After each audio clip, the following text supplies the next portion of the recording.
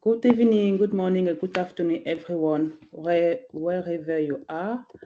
I'm Dr. Luria Funu. I'm a senior lecturer at the University of KwaZulu-Natal and honorary senior lecturer at the University of St. Andrews. I'm very happy to have you here today for this exclusive webinar of Dare to Dream for Africa, D2 Africa, for which I'm the CEO and founder. D2 Africa aims to empower scientists and help all scientists to unleash their full potential. And we know that in academia, it's not so easy for a researcher to find a way to find mentor to whom they could rely. And today for this exclusive webinar, we are talking about networking in academia and finding a supervisor. I think that is something that is relevant for any kind of researcher, even if you are early career researcher or senior researcher. We are always looking for collaborator and sometimes for supervisor when you are younger. I'm very excited and delighted to have as guest today Dr. Bruno Silvestre Lopez from the Teesside University. I hope I say it well, Bruno. Yes. Teesside University. So Bruno is a lecturer at Teesside University and he's a microbiologist with a passion for exploring how bacteria develop resistance to antibiotics. He holds a PhD in medical microbiology from the University of Edinburgh in United Kingdom. His research currently focuses on the molecular epidemiology, antimicrobial resistance, and ecology of gram-negative bacteria, including Campylobacter, Acinetobacter, Pseudomonas, and Helicobacter. He has over 70 manuscripts published in high impact factor journal, and he has actually got all of them or most of them with over 250 scientists worldwide. So we know that Bruno is really skilled at networking and sharing knowledge and having collaborator who can have strong, lasting impact in his career.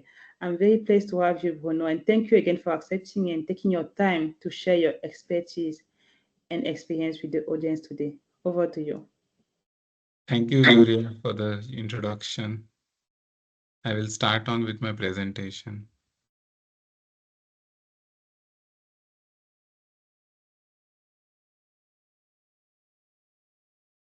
I hope I'm audible and you can see my screen. Yes, you can see your screen, we can hear you. Yeah, all right. Now we need the full screen mode of presentation. Yes, perfect. Okay. Is that okay? Yeah. All right. So hi, everyone, and welcome to this webinar on networking in academia, finding a supervisor. And thanks, Luria, for the kind introduction. Um, As Luria mentioned earlier, I am a lecturer at Teesside University, and I've got my PhD in medical microbiology from Edinburgh University, and I've done my postdoc on Campylobacter from Aberdeen University. And I work on mostly gram-negative pathogens, looking at molecular epidemiology, antimicrobial resistance mechanisms, ecology, evolution, and also identifying mechanisms by which we can track certain clones of these bacteria in different parts of the world. My work has informed policies related to food security and safety at the European level. So, European Food Safety Authority, I've spoken over there at ECDC, European Center for Disease Control and Prevention. I've been interviewed by the CDC as well for my work. So it is a lot of impactful work that I've been doing over the past now 16 years. Um, so briefly mentioning what we are covering today is finding a supervisor in academia, how to do networking in this area, how you can collaborate with people, what kind of publications you can produce, um, how you can develop your research associated skills, interpersonal skills as well, what kind of scholarships you can apply for, and what kind of proposals can be developed, what kind of support is needed, or what is expected when we are looking at these kind of areas. And lastly, also looking at little bit on how you can use AI responsibly and ethically and how it can inform your current practice in what you're doing. So if you don't know, this is nothing but a pyramid of Bloom's taxonomy. And I think maybe you have heard of this, maybe you have not heard of this, but Bloom's taxonomy in a very simple term is basically how we increase our knowledge and understanding. So always we go from what we remember. So we are able to recall facts, basic concepts. So that is the base level. Then we are able to understand how we are, how we can explain these ideas and concepts to other people, how we can discuss these things, how you can select certain things, how you can translate those things. Then it moves on to how you apply. So how is the knowledge applied? So in the way, for example, you're developing research as well. So what is the application of that particular research? How it can be used for translational purposes? How it can be used for um, you know looking at outcomes or improving outcomes for people. Further along, it goes on to draw connections among different ideas and how it can be organized and how you can analyze that particular work. And finally, it is evaluated. So you're able to justify and you're able to argue or you're able to defend what you have done in order to say that, okay, this is really good piece of work, or this is something that has great potential for disease prevention, or it has a great potential for translational purposes in order to find solutions for global challenges. And finally, you create or you have the product or the final product of your original work. So Bloom's taxonomy is applicable in our day-to-day lives. Whether you write a manuscript or whether you are doing research, the same concept applies basically, because it forms the basis of how you have learned, what you have understood, how you are able to analyze those concepts and work on that side. So finding the right supervisor in academia. So some key points that we always consider. Our first one is importance of good supervisor and student match. So this is very important to understand that supervisor and student has similar interests that are aligned with each other. The research alignment is there. So you are interested in the work of a particular researcher. There are certain communication styles and there are certain expectations sometimes. So in the UK, mostly we use, you can say like Dear Dr. Lopez or Dear Bruno is fine.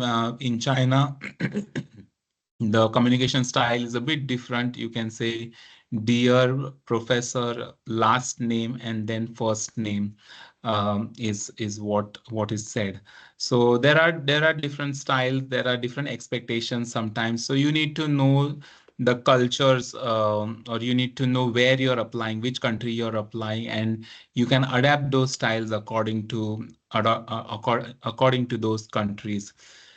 Then next, focusing on funding and resources. So I think most of the times we know that what kind of funding is available, what kind of resources are there. But if you don't have any idea related to that, then I think you need to start finding out from a very early stage. So for example, if you are having, if you are having an ambition to do a PhD, maybe in Canada or maybe in the UK. I know, for example, Canada is very attractive to, for example, people from Africa, because I hear that quite a lot. Uh, so you need to really know what kind of resources are there, what kind of funding opportunities are there, and communicating these, communicating with the supervisor helps quite a lot. So researching potential supervisors is basically how to use university websites, academic databases, publications. So you can find supervisors from the university itself. For example, if you're interested in microbiology, you can do a quick search. You can find what kind of people are doing work in that area at the university of your interest, and then you can also look at their publications. You can look at their Google Scholar profile, ORCID profiles, LinkedIn as well. And it will give you a more knowledge and understanding of what they are doing. Please do remember that all the times these supervisors, might have a specific niche area or specific interests that they are working towards, but sometimes it is also important that you have the communication with supervisor, because sometimes the new research that goes on in specific labs, uh, you might not be aware of these things. Like, for example, I am working with chemical engineers, I work with food technologists, or people who are interested in improving packaging, for example. But that kind of research evidence I don't have yet. But it doesn't mean that I'm not doing work in that area. So communication is very important.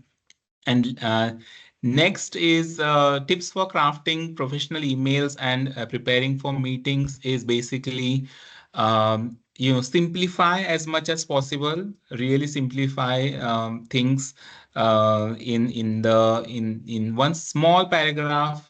Don't write a very long paragraph, because we all are busy in our jobs. But sometimes we can get up to 100 emails. It is not a joke. Like, we do get, or at least I get, more than 100 emails sometimes in one day. I do respond to most of them, or I do try to respond to almost all of them each time. So make sure that you hit those points across very well. And it only comes with practice. I think English is not my first language. I speak around four languages. But what I'm saying is that I learned through so many years, and I got the tips from my PhD supervisor, for example. And he published more than 500 papers 16 years ago. So he has taught me lots of things. And I tell very openly to a lot of people that, you can find things on YouTube, you can find things on different courses, but the experience that the person has, or the experiential learning that the person has gone through is, you can't match those things. And I can tell you that there are many things that he taught me that you will never be able to see on YouTube, or you'll be never be able to even find in books. And sometimes I have just looked at how he does things, or just by observing, how he was doing things. He's also connected to Nobel laureates, two Nobel laureates. One is Alexander Fleming, and another one is Emmanuel Charpentier, who was a student of his collaborator. Next, looking at research projects. So what kind of projects are going on? Sometimes there is a website called as UKRI. Okay, feel free to take any pictures in case you need any, I don't mind you taking any pictures. I know that it is not recorded, but for your benefit, if it helps you, then, please do feel free. So UKRI is one of the website that is there. Where you can find the current research projects that are being funded, and the researchers, what kind of work that is going on in that particular area. So that will also give you more idea about which direction this particular lab is working towards. So other points are, what is effective networking in academia? So importance of networking, I think everyone knows that it is very important for career development. And very happy to say that I have got now 266 co-authors. Very recently I found, and you can go to Scopus, type my name, and you'll see over there 266 co-authors are there from more than 53 different countries. And sometimes I have collaborators asking me about a person, and I already know that who he has worked with, or I know someone who is in common, basically. So it is very important to have this kind of networking for your career development, because you don't know when it will come handy for you. You can do networking in conferences, in seminars, in workshops, in online meetings as well. Sometimes there are Zoom meetings that are organized, so you can do networking there as well. I belong to a group of SMID Global. So if you don't know what is SMID, it is the European Society for Clinical Microbiology and Infectious Disease. And one of their subgroup is FWISC, which is nothing but Food and Waterborne Disease subgroup. So I serve as an executive or a treasurer over there, and we organize lots of Zoom meetings. I'm very proud to say that this SMID that is there, the society that is there, it is one of the largest congress of infectious disease in the world. It has a lot of resources for low and middle income countries and people in those areas as well. It offers lots and lots of grants that people are not even aware of. So I would encourage you guys to go and find that out. But other than that, very happy to say that one of our seminar was attended by more than 1,000 people at one time. It is the record-breaking seminar because none of the subgroups in the SMID that are there, they had this type of audience. So there are currently 22 subgroups in SMID, and ours is the food and waterborne subgroup that is there. My journey for networking was always via email because in the olden days we had Skype, we had other things. When WhatsApp didn't exist, I always used to email people. I loved writing to people. I loved looking at their opinion. I'm very happy also to say that I have interacted with Nobel Prize winners as well. It shouldn't be a surprise to you guys, but um, you know these collaborations don't form just so easily. Sometimes you will work so hard that people will join your path very naturally. And three of my current collaborators are students of Nobel laureates, basically. So they have got training in Nobel Prize winning labs, and you can see how these people think, what kind of things are expected, how new discoveries are made as a result of that. Another important thing is building and maintaining professional relationships. For example, if you have a family, you know what it is like, right? In your family to have relations with each other. It is the same in academia as well. If you have good relations with each other, if you have good relationships with your peers, then it becomes a lot easy. I always suggest, to briefly describe, sometimes people are writing about their own work, about their research. So sometimes you can describe this research in a 5 minutes presentation. For example, if you are organizing, if the person has invited to you to a informal meeting, supervisor has invited you to an informal meeting, make sure that you go with a presentation or something, even if it is not asked. It just shows that you are doing some extra effort, and these things are very noticed very easily by us. So make sure that you're doing that. Maintain active profiles. I am not very active on, for example, ResearchGate or Twitter, but if you're active on those ones, then do maintain active profiles. But other than that, I think everyone knows, or the whole world should know, that LinkedIn is the professional platform that is there, and you can see how LinkedIn has grown over the years, and there are so many things that are available on LinkedIn. So make sure you maintain a very active LinkedIn profile. And even if you don't have anything to post, it can be as simple as, gram positive bacterium, gram negative bacterium, or whatever interests you are having, photosynthesis. You can see in my LinkedIn profile, I post on various things. I post on the prior knowledge that I have gained during my career. So effective communication is very important. Also, active listening. So you're actually listening to the person, what he has to say, and then you're asking reasonable questions, thoughtful questions. So that is very important. So listen very carefully to what people are saying. We have a very bad habit. I would not generalize, but I know in India, people have habit of talking over other people, and I can see that in so many cultures. I have got experience of lots of cultures, like literally everywhere in the world. So I can see all these, how these cultures are overlapped. But always make sure that, oh, you listen very actively, you listen to what is being said, and then pay attention to that, and then ask thoughtful questions related to that. Next is maintaining connections after initial meetings. So if you're liking the work, if you're enjoying what you're doing, then make sure that you do follow up with the researcher as well. You can come up with, whatever plan has been agreed by you and the researcher. Those things you can come up with.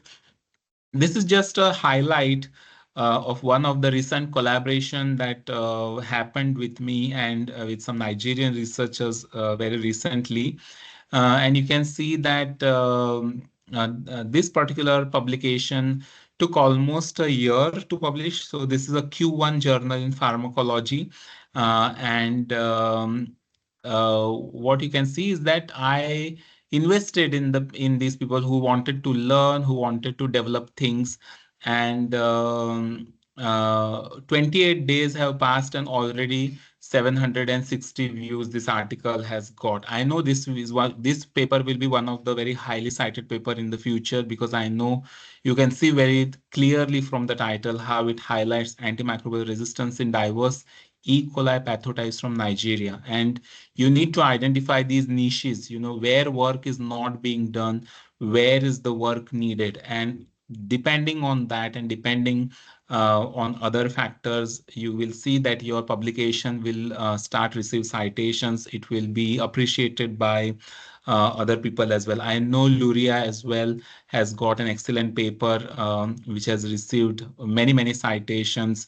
So this is what is highlighted. If the publication gain traction, then your profile gets highlighted. So as I said, benefits of collaborations are that we bring diverse perspectives, because everyone has a different angle towards, what they have to say. You share the skills as well. One person does something, another one does things in different ways. So always be appreciative of that, because everyone will not have the same skills.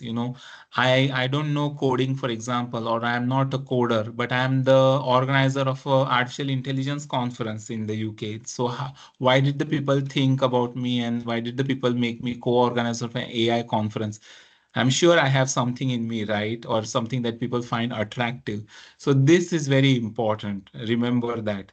And this diversity increases productivity. You need to remember that you have to collaborate with people who are interested in your work. That is very important. And I think that is one of the first things I tell my students and everyone.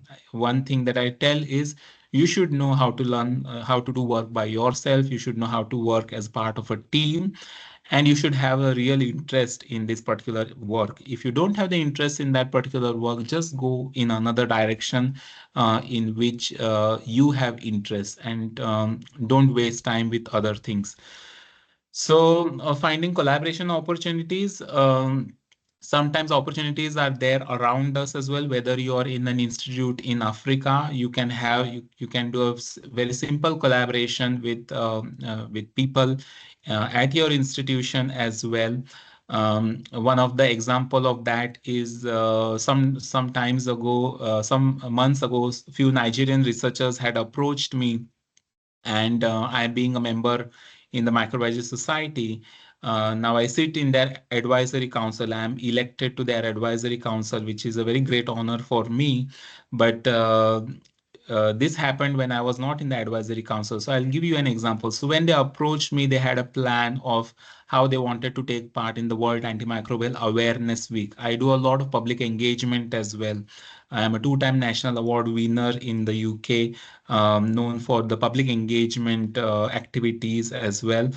So when they approached, I took interest in their work. I looked at how they want to develop the public engagement in the school children, and then we looked at the different sources that were there for funding, what opportunities were there in the society. We approached the funding bodies, and we were able to get funding for that as well. So this is an international event that is happening next month in November in Nigeria, in the UK, and in the Philippines. And I'm kind of coordinating, or I'm the coordinator of that event.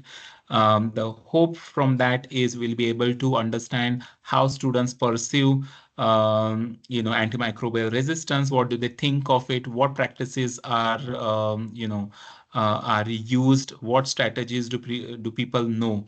But you can see how one particular person approached me, and then it became such a big event. So we have received almost £6,000 funding for a public.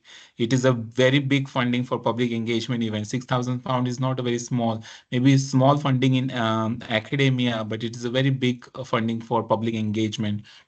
And from that, we aim to publish our results. We aim to publish our findings. We aim to look at how students are, how the student perception is there with regards to antibiotic resistance and in different countries in UK, Nigeria, and in the Philippines. Next, co-authorship is important. So I think you will know that whoever you have as a potential collaborators, whatever ideas you propose, it depends on who is directing the work. So always people who direct the work, like for example, this work in Nigeria was directed by me. That's why I'm the last author with a star over there. It means that I'm the corresponding author. So if anyone has questions related to this, then I am the one who is responsible to answer for those questions. That is what it means. And the first author that you can see over here is basically the author that has done the maximum work in that area, has done a lot of revisions of drafts and other things. Also, last author has a responsibility for providing resources as well. So if it is to do with experiments and other things, then the last author has the responsibility for providing consumables, media, etc. So this article, as you can see, is a narrative review. So for narrative review, you don't need as such, media, culture, and other things. You just have to synthesize a lot of information from whatever is already available.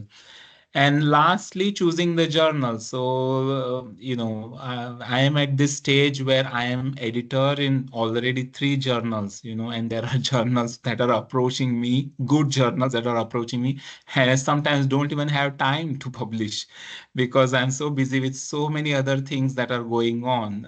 But I have reached that stage now, I would say.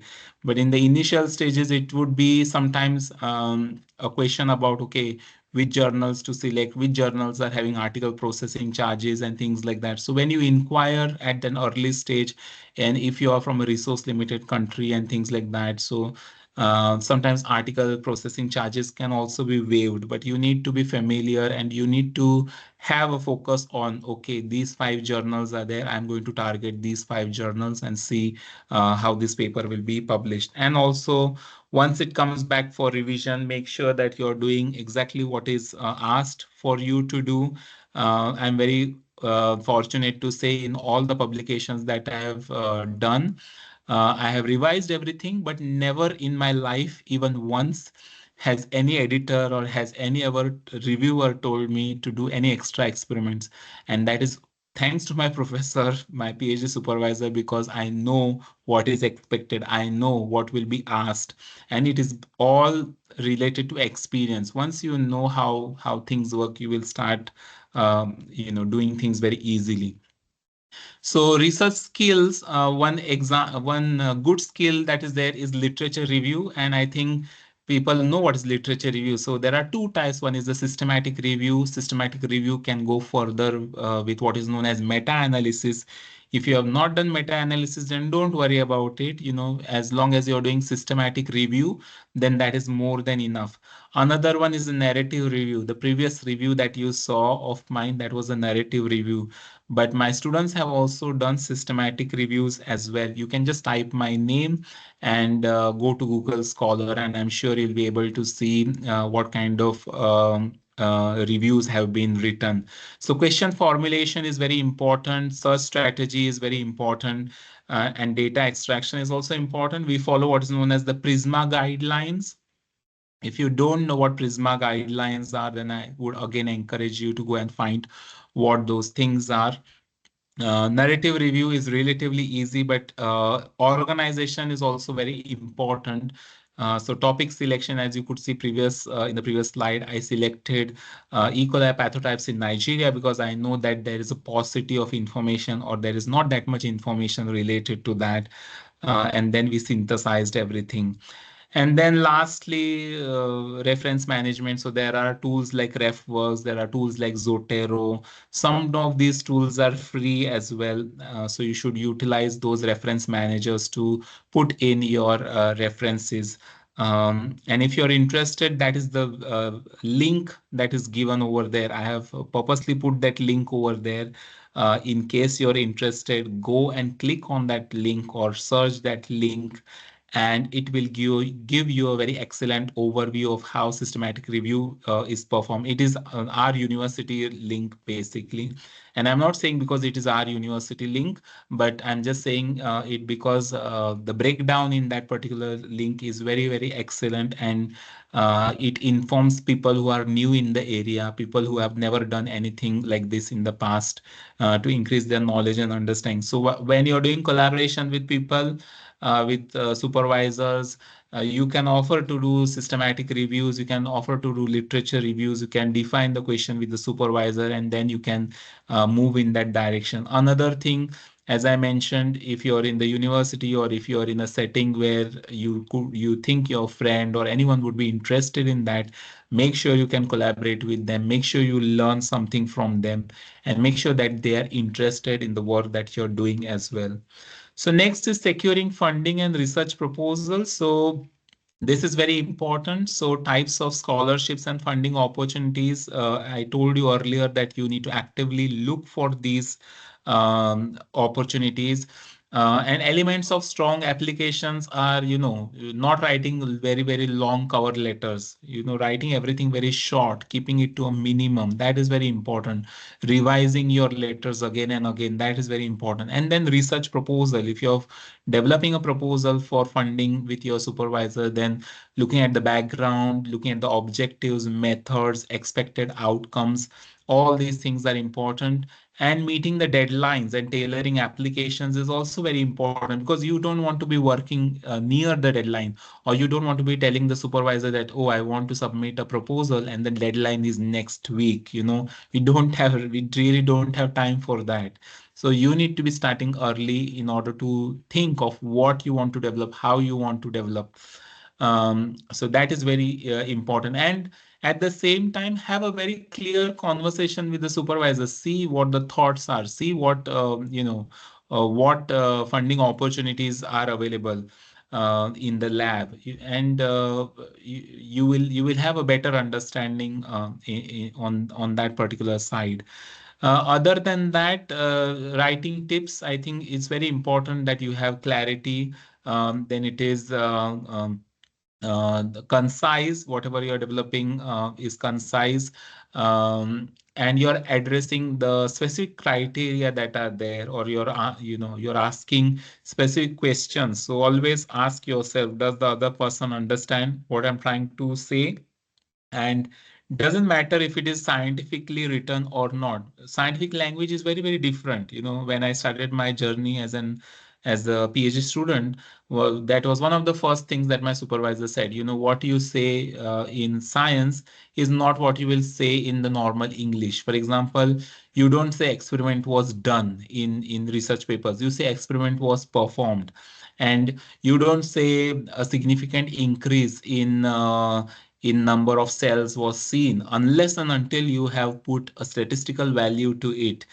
Perhaps this is a very small thing, but it is one of the important tasks or one of the important things to consider, because as soon as these words are used, immediately we get worried, like you have not put a statistical value and you are saying the word like significance. So put things that are relevant. And lastly, the university fund databases are there. Sometimes university has some people as well who can direct you to certain funding databases that are available as well. So make sure you utilize that. And other than that, I think we all know we are in the age of artificial intelligence, machine learning. There are lots of applications of AI, but ethical considerations are very important. How biases are created, that is also important. You give a prompt to ChatGPT, for example, you will know that sometimes the ChatGPT hallucinates, and this hallucination is nothing but it will give you wrong information. So it's very, very important that you understand whether this information is correct or whether this is false information. So critical thinking is our strong point. We can think critically. AI can think to certain extent. Okay, you need to know that. Don't be over reliant on it. Use it as a tool. Use it as something that will help you. but don't completely rely on it and don't completely think that, oh, whatever it has said is absolutely right. No. Then other than that, plagiarism, data privacy, transparency, all other factors are there. And I told you earlier that make sure that you are verifying the citations that are generated in AI. So you can use this as a tool to help you to guide your question, whether it is, oh, I want to do a proposal on foodborne pathogen Campylobacter from African side. What are the points to be considered? Give that as a prompt, see what is generated, and then look at what papers are already available, what people are doing in that area, what gaps can be identified, and then develop your proposal. Um, Other than that, there are online courses. I think we all know Coursera, edX, Future Learn, all these things are there that will offer training. YouTube, on YouTube also you will see many things are there. But other than that, there are some books over here which says, which are highlighted, which focus on, academic career advice, on systematic review and AI in education. And other than that, I have told you about ORCID, which is a research identifier tool, which generates or which highlights papers that are, created, or papers that are basically written by one particular author, and you will find a lot of information from that as well. And lastly, the other websites like scholarship.com, findaphd.com, FastWeb are also important for funding opportunities. And on the right hand side, I have just shown what is the whole cycle of experiential learning is nothing but you learn a lot from your experiences. You have the reflective observation on what you have done. After that, you conceptualize, which is at the abstract stage, and then you try the experimentation associated with that, or try doing that on what you have learned, and then you develop a concrete evidence based on that. And that is very, very important. Perhaps you have never even heard of a cold cycle, but as academics, we have to study psychology associated with how learning occurs by yourself, how learning occurs in the classroom, how learning occurs in the individual students, how learning occurs in students with additional support needs. So all these things are very, very important. And the more you are developing on that particular side, the more it is going to help you in your career, and the more excellent researcher is what you will develop. If you want to connect with me, then you can scan this QR code. This is my LinkedIn profile. I post about PhD opportunities and all sorts of opportunities, right from microbiology associated to cancer, as well as from chemical engineering side as well. So this was my presentation, but I have got one more thing to share with you, which I didn't put in the presentation because I didn't have time. Apologies for that, but I will share with you just now so that you can see what I'm going to share. So hopefully you can see my screen, right? So I have just highlighted some important scholarships that you can apply for, and perhaps you already know about these scholarships. As I said, if you want, take a picture of this, because this information has been collected by me, and I don't know where it would be available unless and until you go and search for it. So you can see, for example, this scholarship is available for students from over 163 countries, including African nations. It offers fully tuition, living allowance, travel costs. Deadline, you need to verify these deadlines. Okay, so make sure I have given you the deadlines over here, but they are not verified. I know some of them, but others have not been verified. So make sure that you can verify that. Other is Commonwealth scholarship. I think we know, I am part of a Commonwealth country. I'm originally from India.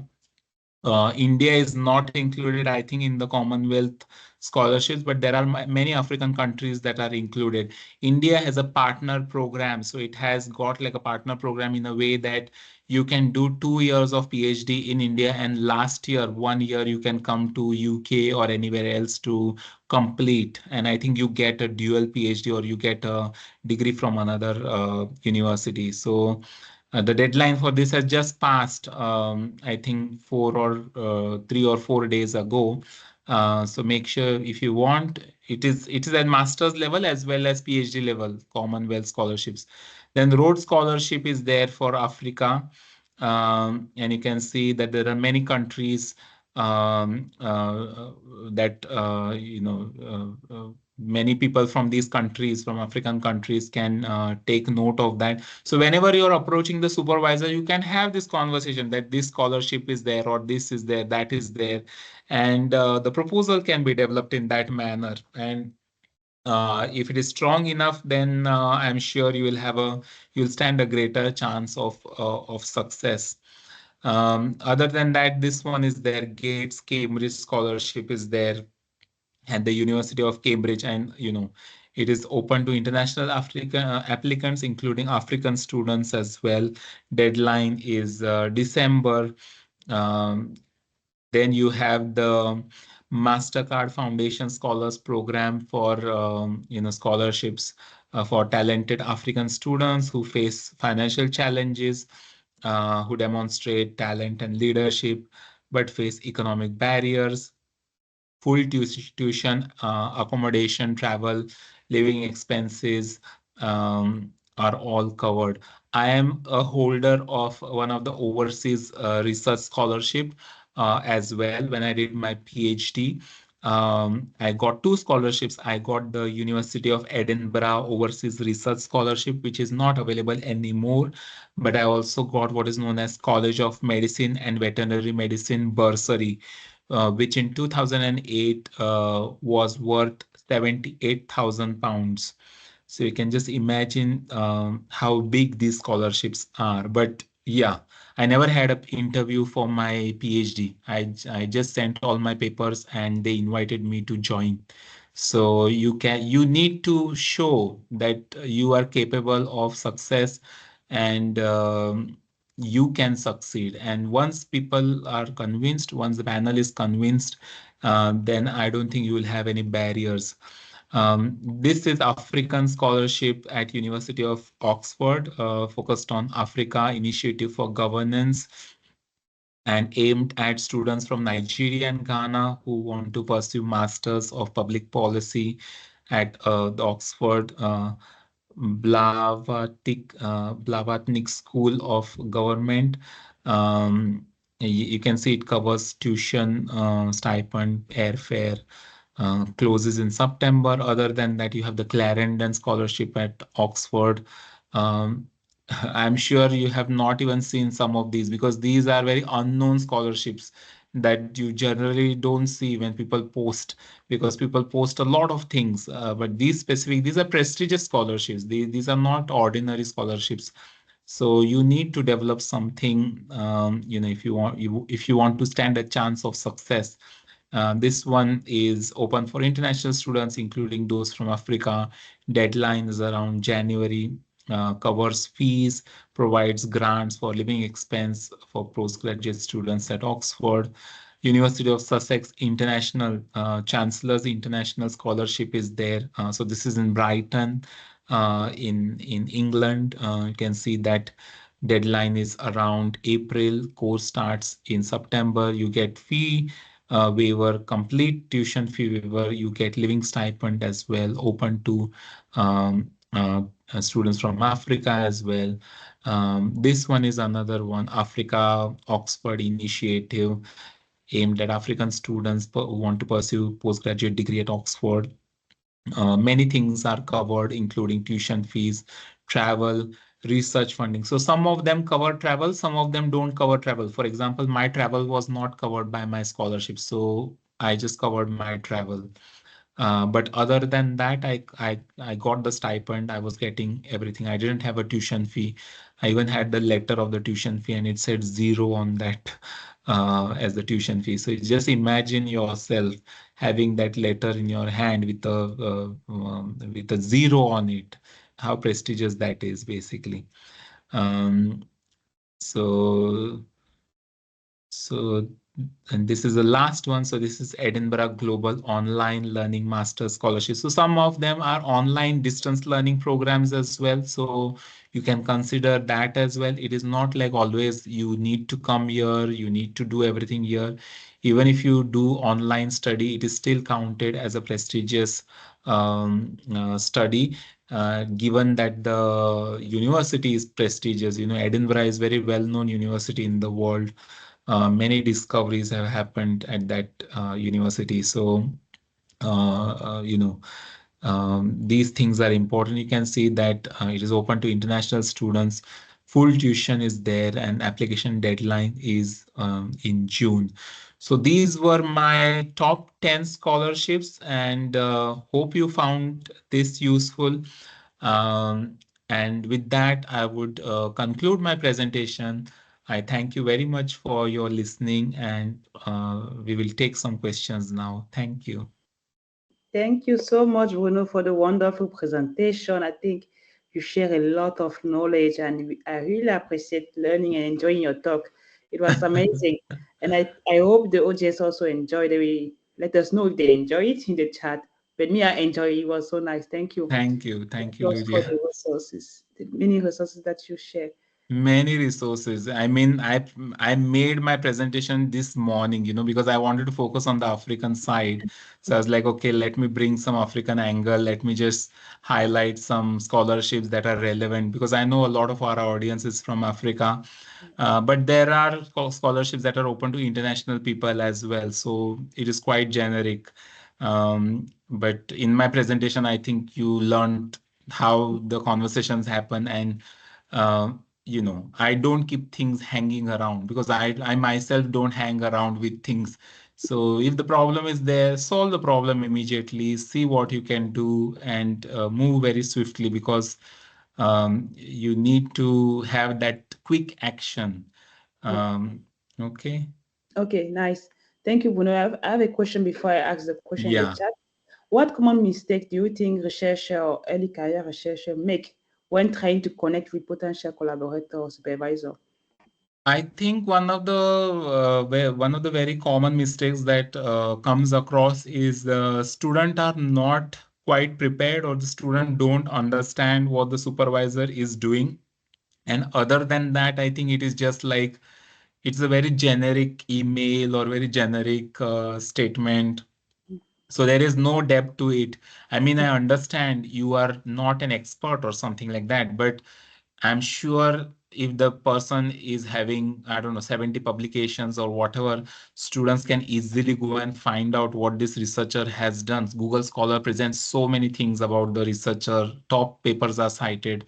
So if you highlight those things, then the supervisor thinks that, oh, this person has done little bit of work in order to know and is curious to know more. So do not go unprepared. If you're going unprepared, then better not email. Don't Mm, waste your time. mm, Why do waste your time? Don't waste your time. mm. So that is the tip. Okay, thank you. Thank you, Bruno. We have a question in the Thank chat you. from Rondon. Is asking, what are the main ethical concerns related to the use of AI in research, and what measure can be taken to ensure responsible use? Main concerns that I mentioned earlier are, some of the things that are there. For example, some images that are there, or uh, you can have some images that the AI generates, or there are some sentences that the AI generates. You don't know whether they are plagiarized or not, for example. So those things are very important. There are tools, like for example, in academia, we have like Turnitin software and other things are there, which we use in order to detect plagiarism and in order to know.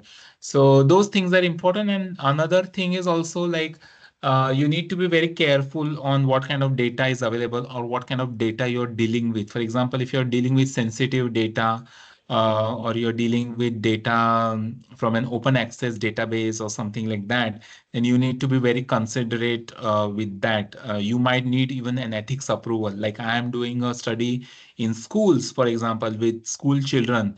I have even applied for ethics approval for that as well, because I don't want to be doing it in the wrong way, because it's good to ask the question rather than ignore it, because later on you don't want to find out, oh, actually, I am in a problem now because I didn't ask. It is sometimes because data with children. I mean, I am what is known as DBS cleared. DBS is nothing but like a clearance certificate for work with children. So I have all the certifications and everything. But even then, in order to make sure that, oh, I'm following each and every steps like risk assessments and things like that, I'm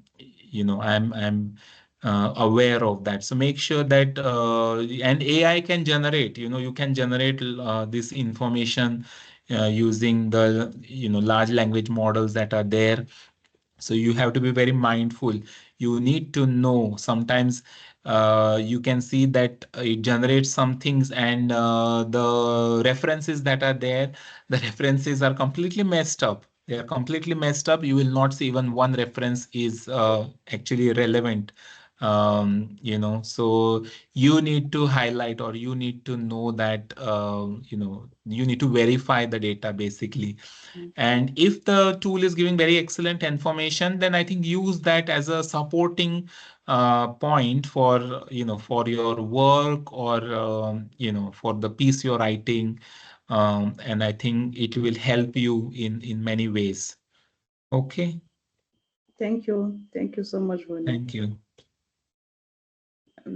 Someone has a question. Arno, thank you for your informative presentation.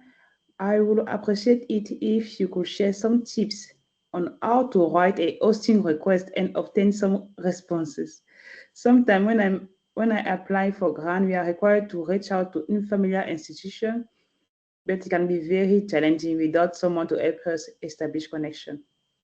So can you repeat the question? What did she say If you can previously? share some tips on how to write a hosting request and obtain responses. Okay, how to write and obtain responses to. Yeah. I think for that you just have to look at, now sometimes calls are country specific. You can have call between, like Nigeria and UK, or Ghana and UK, for example. So it depends on where the call is advertised. And personally speaking, I look at people who have, good Google Scholar profile, or have got good citations, and their web pages are up to date. If the web pages are up to date, then it is a very nice indication that these people are engaged in their work. If you have a researcher who is having a blank page, then researcher can be brilliant researcher, don't get me wrong, but sometimes the blank page itself shows that, oh, the researcher has not taken time to optimize their work. So always look at those factors. Look at people who are having excellent citations. Look at what latest papers have they been writing, and then you can approach these people. And as I said, write in a very short manner, because you will not get response to that. You can use AI as a tool as well in order to write your response. No, I'm not telling you put a prompt over there and tell AI to generate a response, but use some response that is generated and see how that particular response is generated, and then adapt it to the specific question you are asking, and how it fits in that particular call, or what study you are proposing. And I'm sure it will help you in, if it is a good fit, that researcher is a good fit, then definitely they will come back to you, or they will show the interest in that area.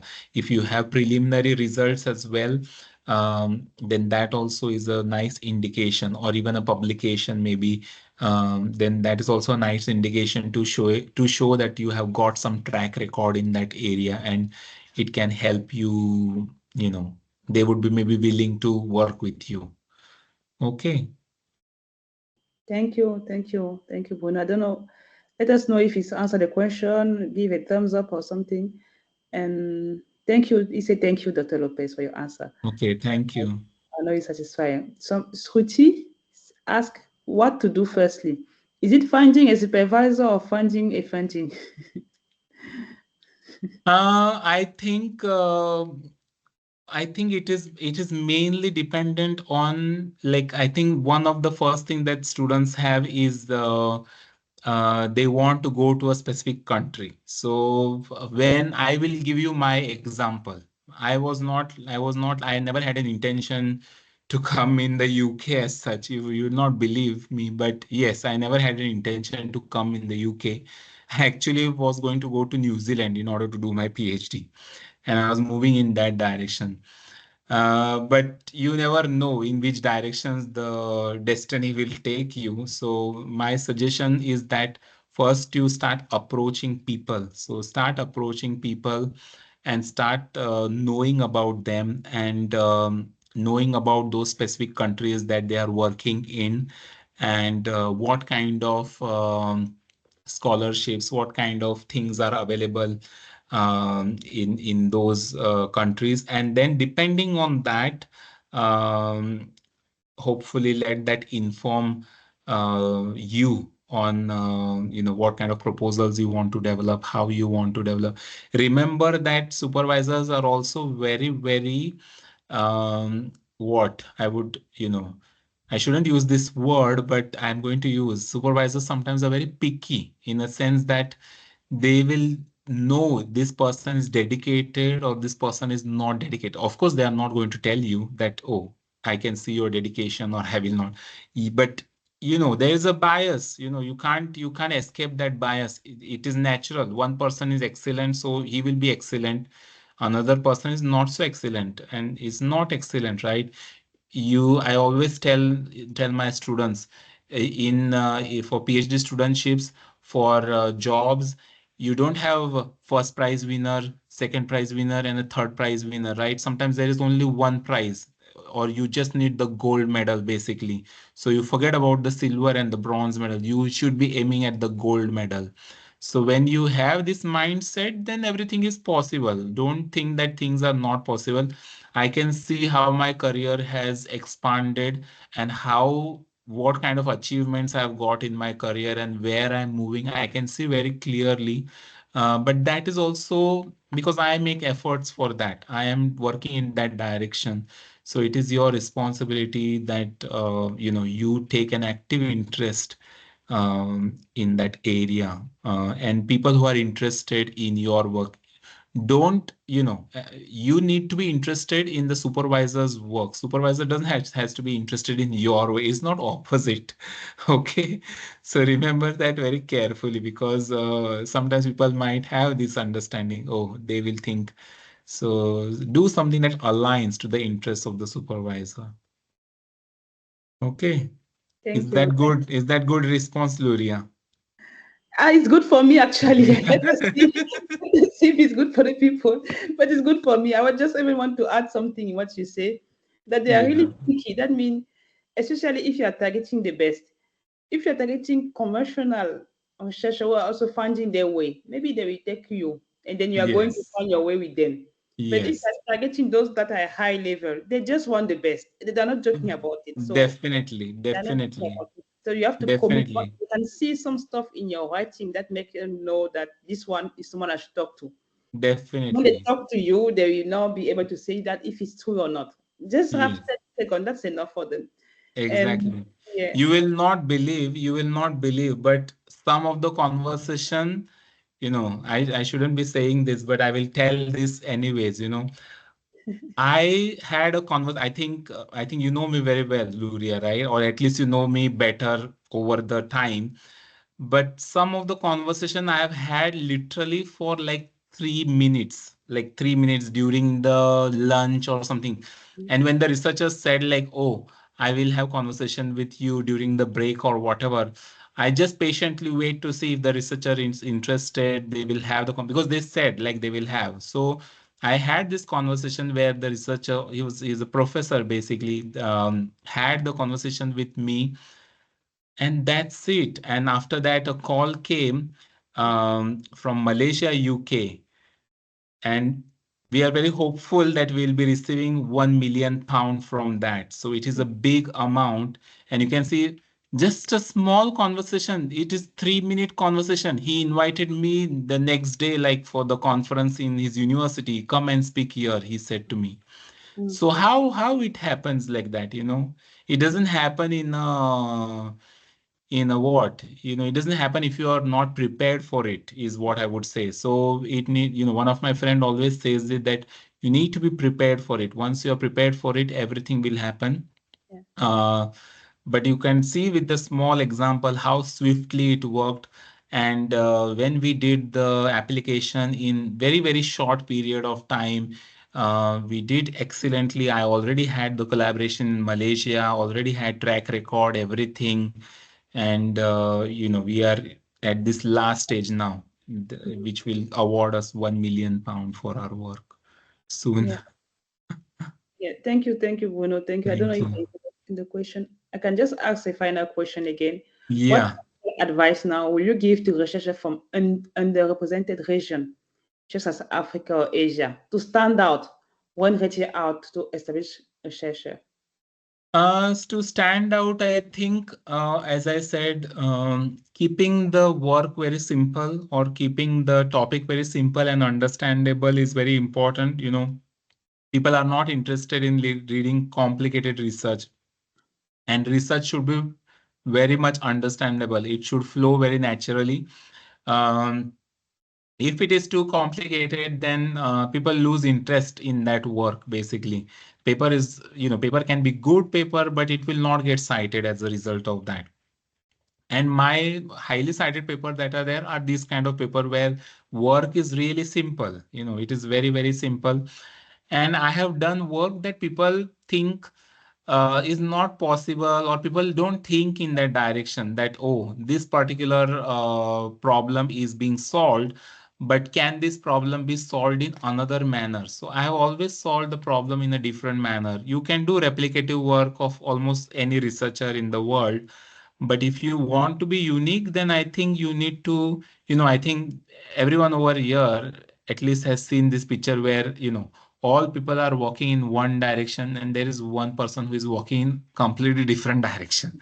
So you need to be that one person who is walking in a different direction, even though your path is difficult, even though your things are, you know, you don't know how it will be done or why, but you are trying so hard. So if you do try very hard, then I'm sure you will get really good success from that. I mean, I am a very good example just to say how I have connected with lots of researchers. I never thought like, oh, I should connect to a Nobel laureate or I should publish with this Nobel Prize winners, but maybe likelihood is very high that I will probably in the future publish with one of this person, because these people are connected to this Nobel Prize winner, and we know how people work or how people think in a very different manner. And I think we know in the historical, from the historical perspective as well. If you are a Nobel Prize winner and if your student is there with you, your student is very likely that the student will win a Nobel Prize. You can just see, just Google. If you guys are not familiar with this, just go to the Google and just type the Nobel laureates, type their students. Just see how many of the students have won actually the Nobel Prize. It is very striking that you will see. You know, most of the students will win a Nobel Prize. Mhm. So make sure that that if you want to be that kind of dedicated researcher, then you need to do the hard work. Basically, there is nothing without the, yeah, work smartly, but also, you know, wherever the need is there, you know, for example, you can't expect the results just to come by themselves if you're not going to do the experiments, right? So do that very smartly. As I said, whenever I did the experiments, I have worked to an extent where I am thinking what reviewer is going to ask, what they can comment on, and let me do all those things so that they are not going to ask me. And never in these papers, so many papers, 66 papers that I have written, never even once anyone asked, "Oh, can you do this?" You know. So hope this is useful for everyone. Hope this has helped many people.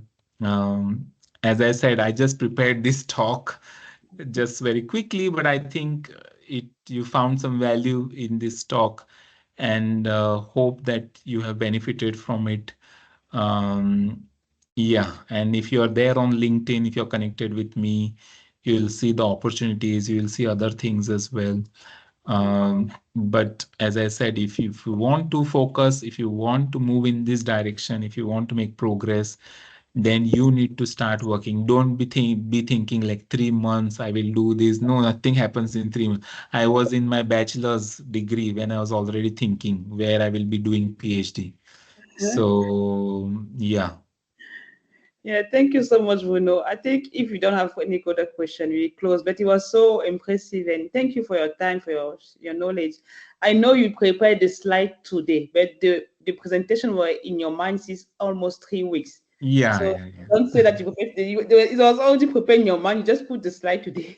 Yeah, I mean, I know it is not an interview or anything, but I think it was fine because I was just able to speak through the slides and explain what is needed, I guess, and hopefully you have found help in this presentation. And I think I gave them the permission. Hope it is okay that they have taken the photo of the review or whatever. I just thought that, if they want to take that, is going to help them because they have dedicated their time. So, but it is nice to see, so many people. And I wish you all the best in all that you're going to do. Do persist on what you want to achieve. Make sure you have clear goals, and good luck Mm. from me and from Luria.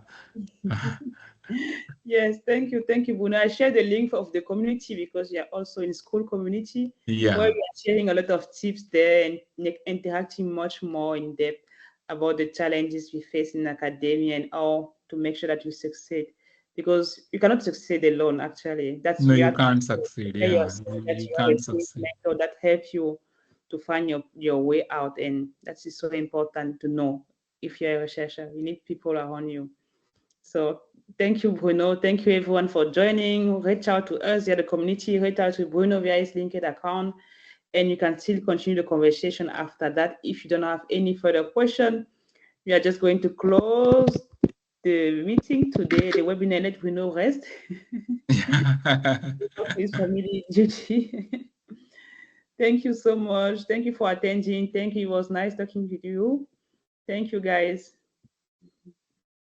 Thank you. Bye. Bye bye. Bye, Luria. Bye, everyone. Bye.